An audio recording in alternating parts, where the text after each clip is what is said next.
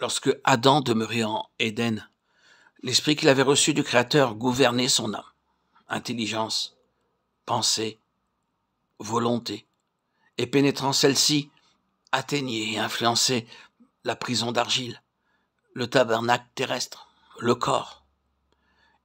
Il l'illuminait de sa lumière, le rendait insensible aux influences extérieures de chaleur et de froid, et capable de réaliser parfaitement le but assigné par le Créateur. Mais hélas, l'homme se sépara de Dieu. Et les résultats de cette séparation ne tardèrent pas à se manifester. Désormais, toute l'imagination des pensées de son cœur n'est que mauvaise en tout temps, déclare l'Éternel, Genèse 6, 5. Il semble que le commencement de la chute se soit effectué dans la pensée, dans le domaine de l'âme. La femme vit que l'arbre semblait désirable pour devenir sage ou intelligent. Est-il écrit, Genèse 3, 6. C'est donc à l'âme que le serpent s'adressa, pas au corps, fait de poussière, lequel était alors parfaitement dominé par l'esprit. Il s'adressa à l'intelligence, où il éveilla le désir licite de connaissance, de puissance, dans le domaine invisible. Vous serez comme Dieu, suggère le serpent. Il se garde de dire, vous serez comme les bêtes que Dieu créa. L'objet de la tentation, c'est la connaissance. La connaissance que, sans doute, Dieu se réservait de dispenser au temps marqué par sa sagesse. Mais celle-ci est ravie hors de saison, et par un acte de désobéissance, de rébellion ouverte. C'est au regard de la chute que les paroles de l'apôtre Paul, dans sa lettre aux Corinthiens, prennent tout leur sens.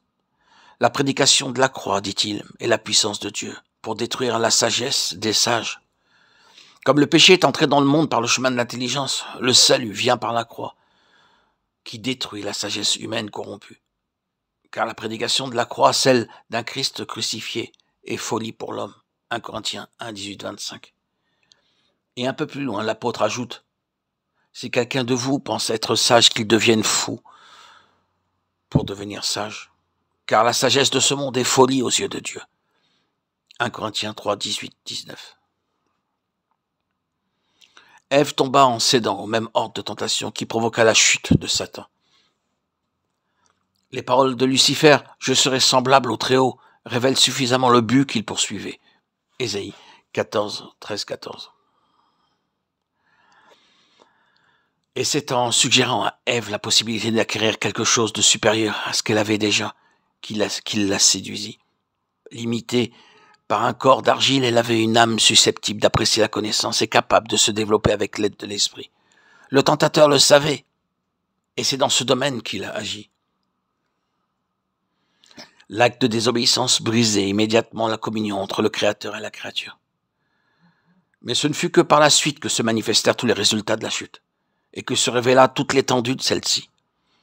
Cette intelligence, cette sagesse prise de la désobéissance qui donnait la connaissance du bien et du mal, ne devait pas tarder à porter tous ses fruits et à précipiter la race dans l'animalité.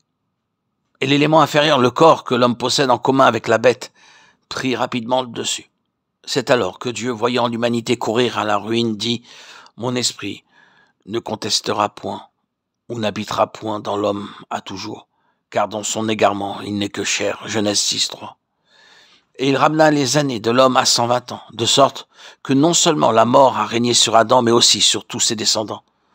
Tout homme né en la ressemblance du premier Adam et de la terre terrestre, dominé par la chair au lieu de l'esprit.